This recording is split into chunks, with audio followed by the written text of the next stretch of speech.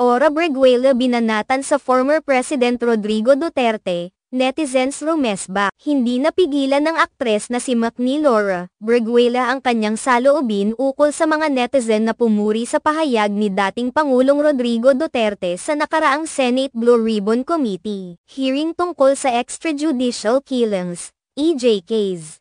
Sa kanyang Facebook post, ibinahagi ni Ora ang isang mensahe mula kay Phil Posas na nagsasabing hindi sila kabilang sa henerasyong pumupuri sa mga taong nagmamalaking mamamatay tao. Sa pagdinig, inamin ni Duterte na hinihimok niya ang mga pulis na hayaan ang mga masamang elemento na ipagtanggol ang kanilang sarili upang magkaroon ng dahilan ang mga ito na mapatay sila. Hindi tayo henerasyong pumupuri ng mamamatay tao. Ang bahagi ng post ni Ora, tulad ng inaasahan, ang pahayag ni Ora ay nakatanggap ng iba't ibang reaksyon mula sa mga netizen. May mga sumuporta sa kanya, ngunit mayroon ding mga hindi sang-ayon at nagpahayag ng kanilang opinyon ukol sa kanyang mga nakaraang kontrobersya. Kabilang sa mga bumatikos ay si Sasraj Ando Sasot, na nagpaalala kay Ora sa insidente kung saan siya ay nagdulot ng kaguluhan sa isang bar sa poblasyon. Ipinahayag niya na sa kabila ng pagbatikos ni Ora sa mga tao, tila may mga isyu rin siyang dapat harapin sa kanyang nakaraan.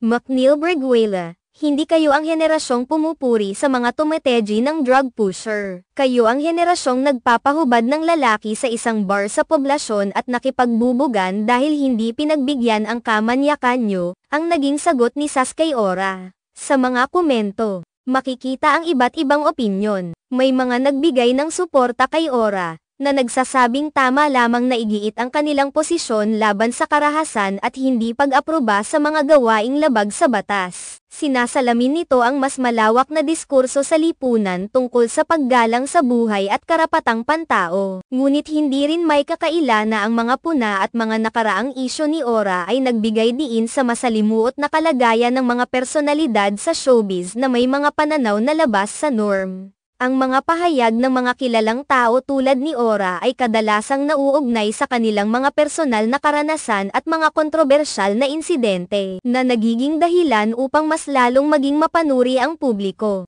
Dahil dito, ang pahayag ni Ora ay nagbigay diin sa isyu ng pamumuno at ang responsibilidad ng mga tao, lalo na ng mga nakapwesto, na kumilos ng naaayon sa mga prinsipyo ng katarungan at paggalang sa buhay. Ang kanyang tinig ay isa sa mga nagsusulong ng pagbabagong anyo sa pananaw ng mga tao patungkol sa karapatan at dignidad ng bawat isa. Sa huli, ang pagkakaroon ng debate at palitan ng opinyon sa mga isyong ito ay mahalaga upang maipakita ang mga pananaw ng iba't ibang sektor ng lipunan. Ang mga ganitong usapin ay nagsisilbing panggising sa mga tao upang maging mas mapanuri at maging aktibong kalahok sa paghubog ng kanilang komunidad at bansa. Ang tinig ni Ora, kahit pa ito ay may kalakip na kritisismo, ay patunay na ang kabataan ay may mga pananaw at boses na dapat pahalagahan at pakinggan.